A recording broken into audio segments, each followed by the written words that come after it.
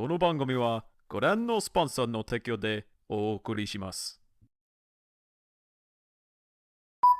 I don't usually try to bother talking about servants lower than the big catch 5 stars unless they intrigue me in some particular fashion. Maybe they're a variant of a popular character or become very popular on their own merit. Perhaps they might even be too interesting to pass up or feature an obscure gameplay mechanic.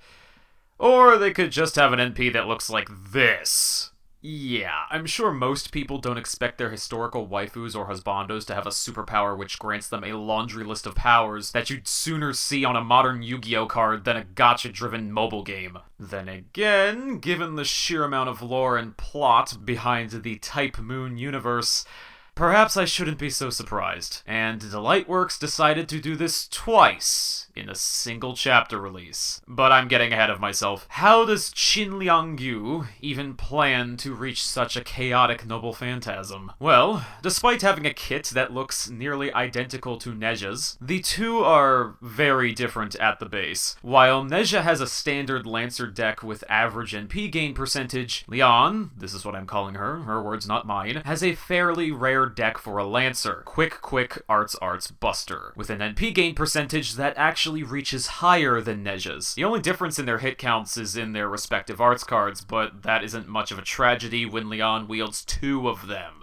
Better yet, Leon's first skill, White Shaft Spear, grants increased quick card performance and arts card performance for 3 turns. A perfect combination, since this means she will be able to generate just as many critical stars as Neja, while also gathering a lot more NP gain from her frequent arts cards, and even her quick cards too. To top it all off, she's given a 3-turn critical damage boost on this skill as well. Honestly, I love it when skills are actually self-aware. This creates a potentially perfect cycle of flooding critical stars, NP gain, and stupendous damage, all in one skill. Sure, it's not as hard-hitting as Neja's, which boosts Buster performance instead of arts performance, but it's a hell of a lot more efficient at providing so much more. And this bleeds into Leon's second skill, Faithful Fellow Soldier, making sure she slurps up those critical stars she, and by extension her team, produces. Though this ability only lasts for a single turn, the skill's secondary effect does not, granting debuff immunity 3 times over 3 turns. This is admittedly not the slickest fit, since you're typically only going to obtain critical stars after turns have passed, which gives the enemy a prime chance to inflict a debuff on Leon in the first place, and Neja's counterpart is superior in this regard, granting a straight debuff cleanse. However,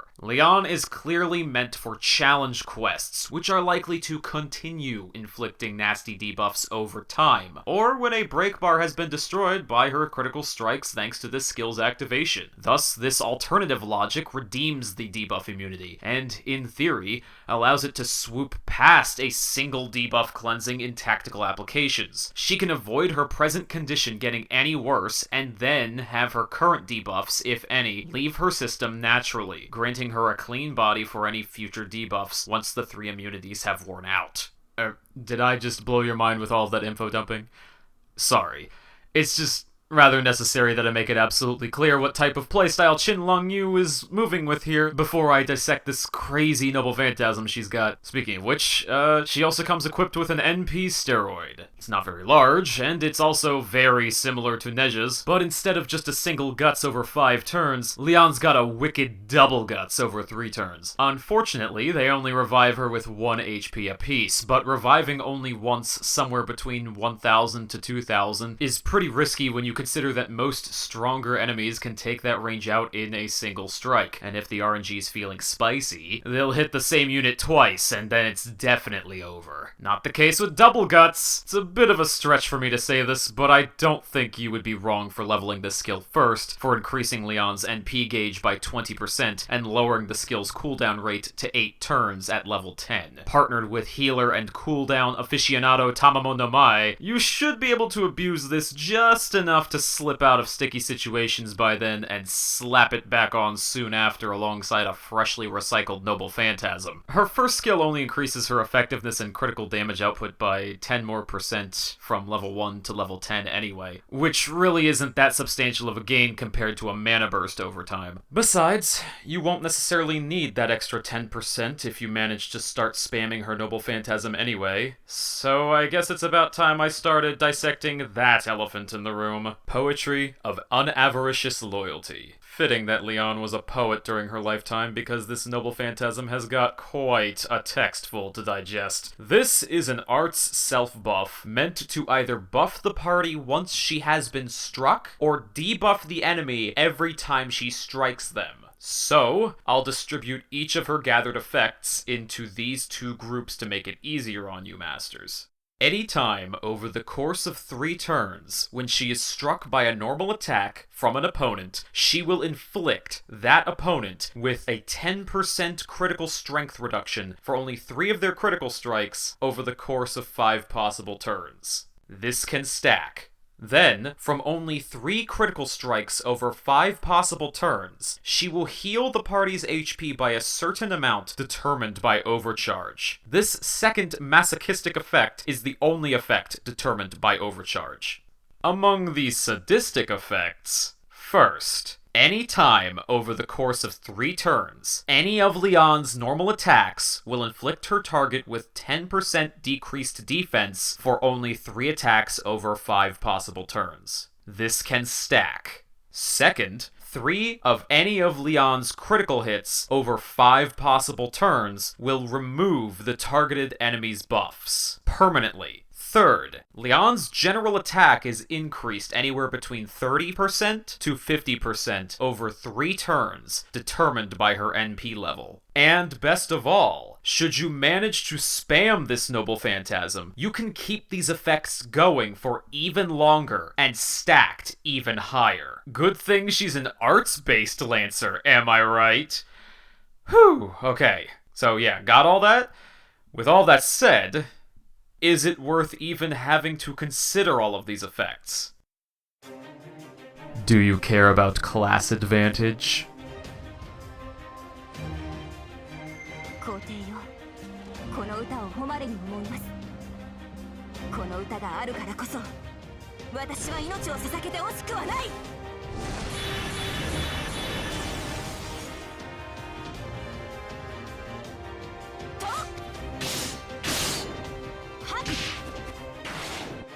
悪を打ち払う。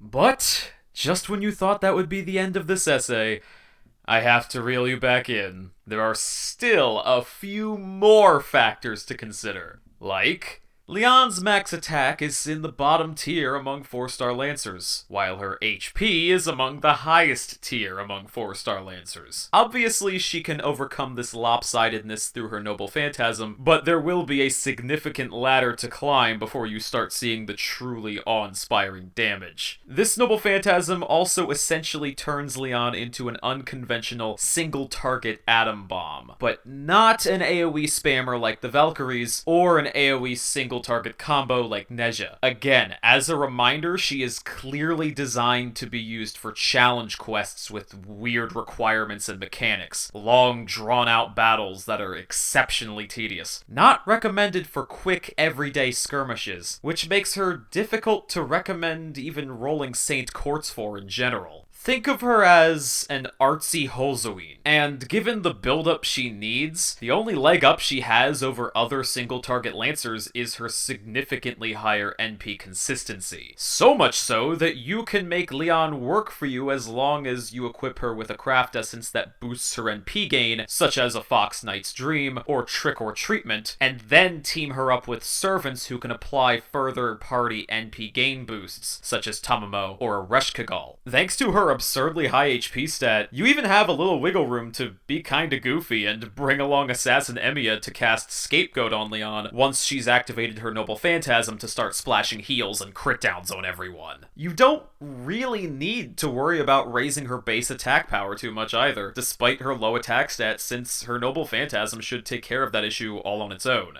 Remember, as long as you can start stacking and keep stacking as many goods as possible from Leon's Noble Phantasm tirelessly, there will be nothing you cannot kill. Actually, nothing.